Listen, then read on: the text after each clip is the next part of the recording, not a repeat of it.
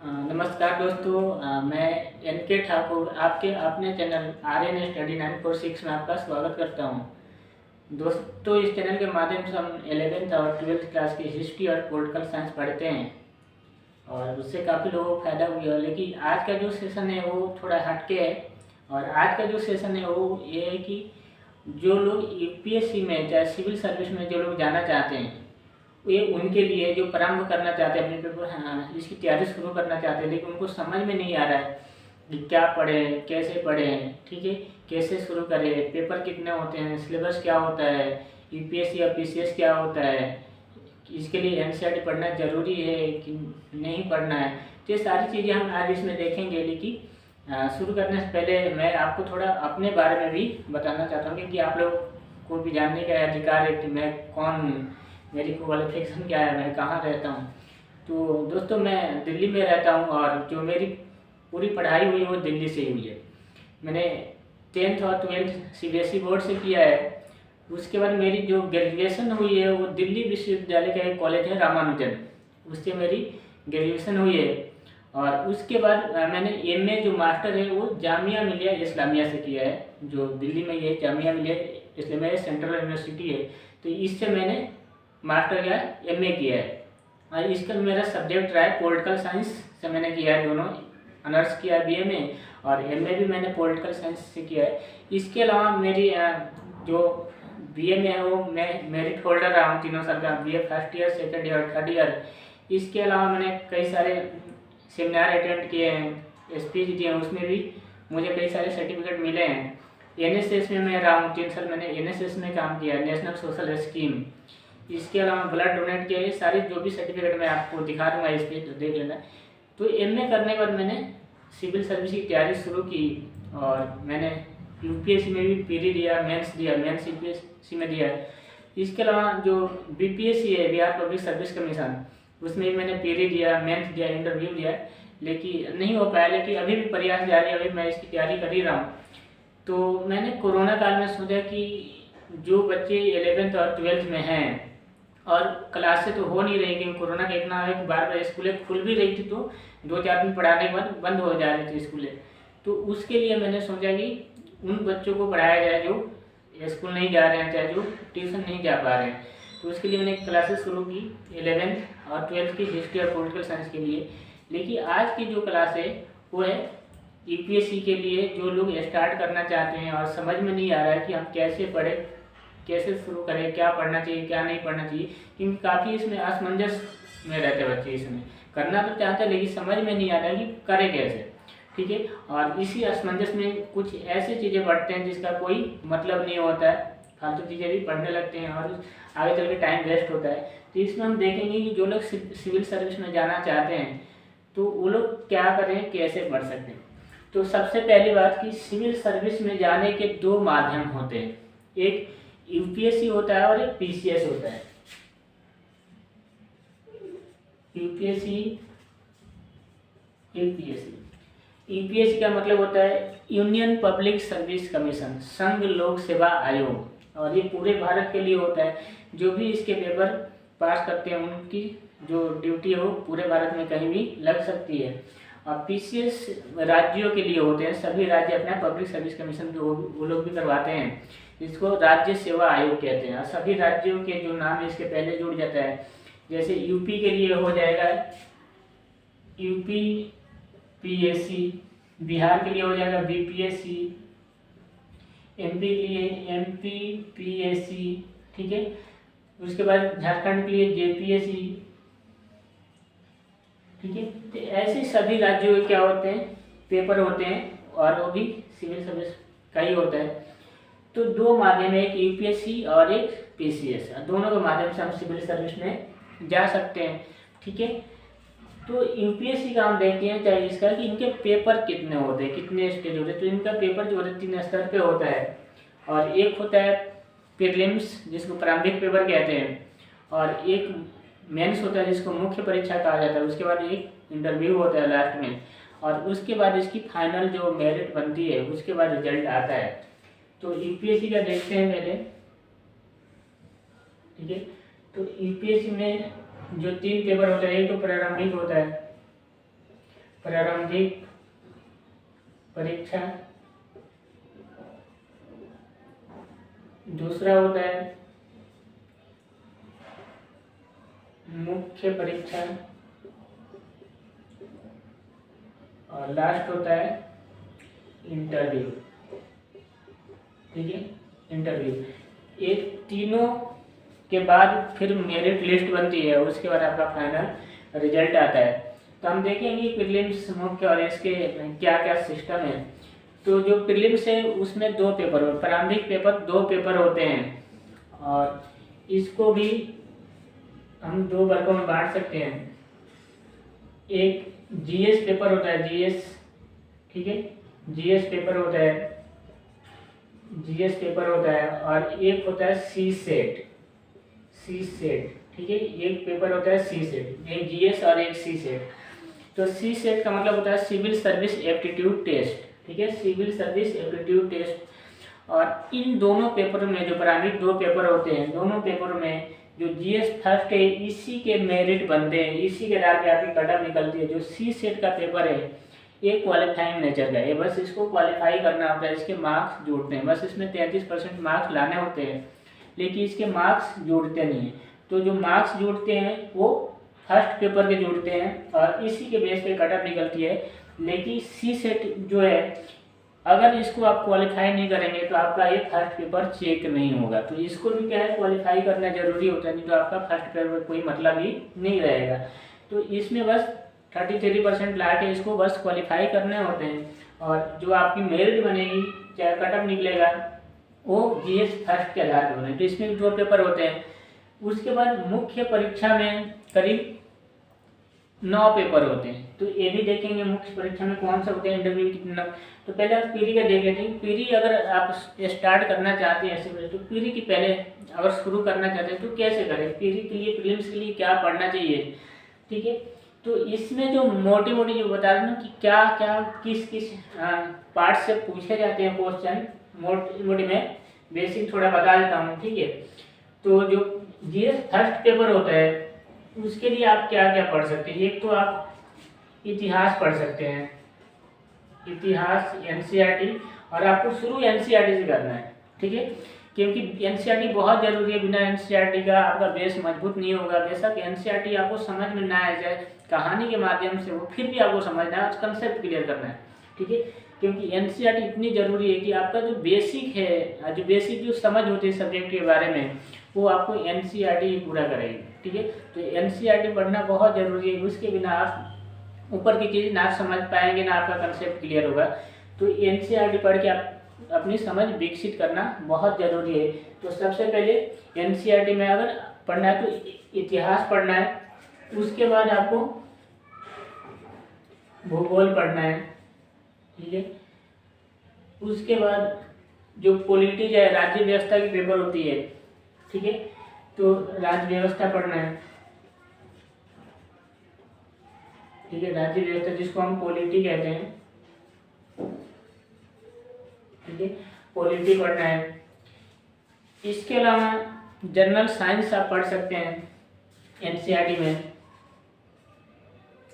सामान्य विज्ञान, सामान्य विज्ञान, सामान्य विज्ञान पढ़ना है आपको एनसीईआरटी की। इसके अलावा आप अर्थशास्त्र पढ़ सकते हैं, अर्थशास्त्र, ठीक है। एनसीईआरटी में ये चीज़ें आपको पढ़नी है, ठीक है, एनसीईआरटी में ये चीज़ें आपको शुरू में इसको शुरू करना है। इसके अलावा जो इसका सिलेबस है वो राष्ट्रीय और अंतर्राष्ट्रीय घटनाक्रम आते हैं, और आर्ट एंड कल्चर मतलब कला और संस्कृति से इसमें आते हैं, ठीक है। और इसके यही 6-7 पेपर होते हैं जो आपको टॉपिक होते हैं जो आपको पढ़ना होता है प्रीलिम्स में, ठीक है। मैं आगे बताऊंगा कि इसमें क्या क्या पढ़ना है, लेकिन आप अगर एनसीईआरटी पढ़ रहे हैं तो पूरी एनसीईआरटी पढ़िए। और एनसीईआरटी में ये 5 सब्जेक्ट तो आपको पढ़ना ही है, इतिहास, भूगोल, ठीक है, उसके अलावा राज्य व्यवस्था जो पॉलिटी है, और उसके बाद सामान्य विज्ञान और अर्थशास्त्र आपको तो पढ़ना ही है, इसके बिना काम नहीं चलना है, ठीक है। इसके अलावा जब आप पेपर देंगे तो उस समय, अभी तो आप ये शुरू किए, उस समय आपको राष्ट्रीय अंतर्राष्ट्रीय घटनाक्रम पढ़नी होगी, ठीक है। और इसके अलावा इसमें एक और चीज़ आप जोड़ सकते हैं, आर्ट एंड कल्चर, ठीक है। जब एनसीईआरटी पढ़ेंगे तो उसमें भी ये चीज़ें मिलती हैं, तो पहले आप इसको पढ़िए, ठीक है। अब इतिहास में बता दें पढ़ना क्या क्या है।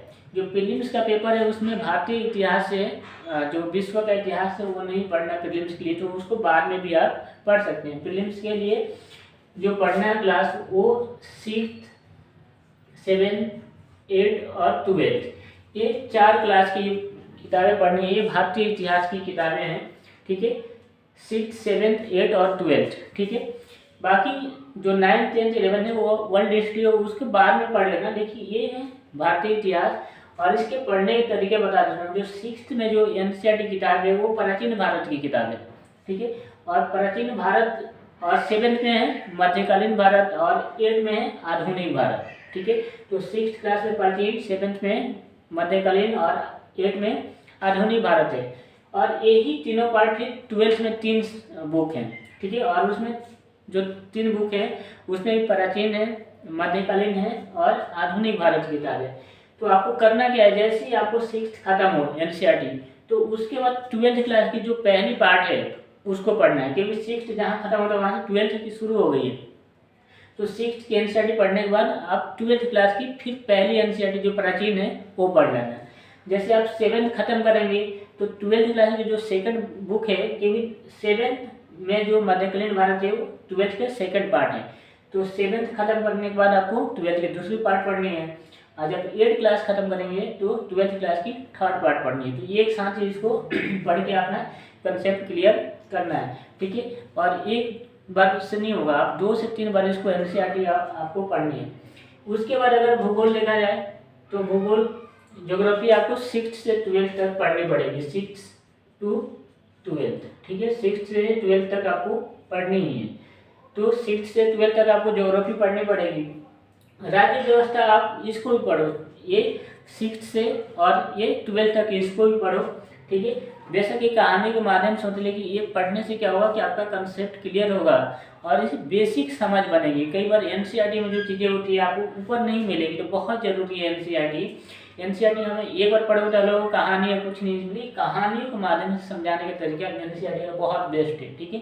तो एनसीईआरटी पढ़ना बहुत जरूरी है। तो राज्य व्यवस्था 6th से, जिसको राजनीति विज्ञान है कहते हैं, ये 6th से लेकर आपको 12th तक पढ़नी है। उसके बाद सामान्य विज्ञान आप शुरू में 6th से 10th तक पढ़ सकते हैं, ठीक है। तो इसको 6th to 10th, ठीक है, ये 6th से 10th तक पढ़ सकते हैं। और चूंकि इकोनॉमिक्स क्या है कि 9th से शुरू हुई है, ठीक है, तो इसमें तो आप कुछ नहीं कर सकते, तो इसको आप 9th से 12th तक की इकोनॉमिक्स पढ़ लीजिए, ठीक है। तो बेसिक जो स्टार्ट करने वाले लोग हैं तैयारी, उनको ये जरूर करना है, ठीक है। इसके अलावा फालतू में कहीं हाथ पैर नहीं मारना है, नहीं तो टोटल टाइम वेस्ट है, ठीक है। तो ये चीज़ें आपको इतिहास 6th, 7th, 8th और 12th, भूगोल आपको 6th से लेकर 12th तक पढ़नी है। और उसके बाद जो राज्य व्यवस्था पॉलिटी वो 6th से, ये भी 6th से आपको 12th तक पढ़नी है, ठीक है। राज्य व्यवस्था भी 6th से 12th तक पढ़नी है। सामान्य विज्ञान 6th से 10th तक पढ़ सकते हैं। उसके बाद अर्थशास्त्र की जो सब्जेक्ट है वो 9th से शुरू है, तो आप 9th से और 12th तक पढ़नी है, ठीक है। इसके बाद जो सी सेट का सिलेबस होता है वो क्वालिफाइड नेचर की है, तो आप उसको जब पेपर आपको देना उससे 6 महीने पहले उसको आप पढ़ना शुरू करिएगा, अभी उसको पढ़ने की ज़रूरत नहीं है। इसमें वही कंप्रिहेंशन आता है, ठीक है, और डिसीजन मेकिंग, प्रॉब्लम सॉल्विंग आता है, और जो जनरल एप्टीट्यूड होते हैं उस टाइप से क्वेश्चन आते हैं, ठीक है। तो ये बाद में आप शुरू कर सकते हैं, क्योंकि वो क्वालिफाइड नेचर है, तो आप 6 महीने में इसकी तैयारी लगभग कर सकते हैं, ठीक है। तो आप इसकी तैयारी करो, ठीक है, और ये आपके मेरिट में ये अंक जुड़ेंगे और इसी बेस पे बनती है, ठीक है। तो प्रीलिम्स जो लोग तैयारी करना चाहते हैं वो करें। इसके अलावा आपको पढ़ना है राष्ट्रीय अंतर्राष्ट्रीय घटनाक्रम भी पढ़ना है। देखिए अभी उसको आप लोग छोड़ सकते हैं, क्योंकि जब आपको अभी नहीं देना है, बाकी आप पेपर ऊपर तो पढ़ते रहिए, लेकिन चीज़ों से जरूरी पेपर के लिए आपको वही 1 साल के करीब जो घटना चक्र होते हैं उसी में, मतलब जो घटनाएं होती हैं राष्ट्रीय अंतर्राष्ट्रीय, उसी से पूछे जाते हैं। ठीक है, तो इसमें ध्यान रखिएगा। ठीक है, इसके अलावा जो मुख्य परीक्षा है उसमें क्या है, मुख्य परीक्षा में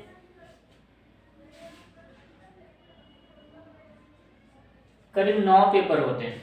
ठीक है, तो मुख्य परीक्षा को भी लगभग हम 3 वर्गों में बांट सकते हैं और इसके नंबर भी लगभग ज़्यादा होते हैं। मुख्य परीक्षा के नंबर ज़्यादा है, वेटेज इसका ज़्यादा है। तो इस पे अगर आप एनसीईआरटी पढ़ते हैं तो उसी में जो चीज़ें समझ में आए तो इसके लिए भी आपको नोट्स बनाना, क्योंकि 40% आपका कवर जो मेंस का है वो एनसीईआरटी से ही हो जाएगा। 40 से 50% कवर इसका एनसीईआरटी से हो जाता है। तो इसमें जो पेपर है वो 3 वर्गों में इसको भी बांट दिया जाता है। एक क्वालिफाइंग नेचर का एक होता है, क्वालिफाइंग नेचर, और एक होता है सामान्य अध्ययन,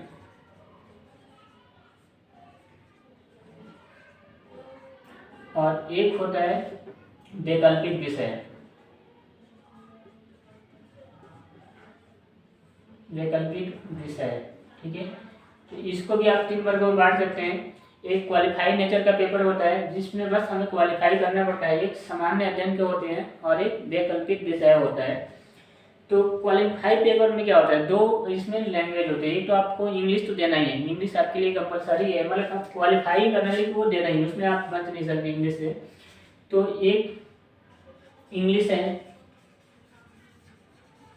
ठीक है, इंग्लिश, और एक 300 नंबर का है। ठीक है, और दूसरा पेपर जो है ये कोई भी लैंग्वेज ले लीजिए आप, भाषा, ठीक है, जो भारतीय संविधान की भाषा है उसमें से कोई भी एक, हिंदी जो भी आपको आती है वो भाषा आप इसमें ले सकते हैं, और दोनों ये 300 नंबर के हैं। लेकिन आपको ध्यान क्या रखना है कि ये बस क्वालिफाइड नेचर का है, इसके नंबर नहीं जोड़ेंगे, मार्क्स इसमें नहीं जोड़ेंगे। तो इंग्लिश और हिंदी, बस हिंदी वाले हिंदी लेते हैं, बस ये क्वालिफाइड नेचर का है, इसके मार्क्स नहीं जोड़ेंगे। लेकिन बात यह है कि जब तक आप इसको क्वालिफाई नहीं करेंगे, आपके जो सामान्य अध्ययन के पेपर है चाहे वैकल्पिक विषय है वो आपके चेक नहीं किए जाएंगे, इसलिए इसको पास करना बहुत ही जरूरी है। और उसके बाद सामान्य अध्ययन में जो पेपर होते हैं वो लगभग, सामान्य अध्ययन में 4 जीएस होते हैं जिसको सामान्य अध्ययन जीएस कहते हैं। तो एक जीएस फर्स्ट, उसके बाद जीएस सेकेंड, उसके बाद जीएस थर्ड और एक जीएस फोर्थ। ठीक है, तो ये चारों पेपर जो होते हैं वो 250 नंबर के होते हैं। ठीक है, तो ये 4 पेपर 250 नंबर के होते हैं। इसके बाद वैकल्पिक आपका विषय आएगा, और वैकल्पिक जो विषय होते हैं इसके 2 पेपर होते हैं। वैकल्पिक विषय 2 पेपर होते हैं। ठीक है, एक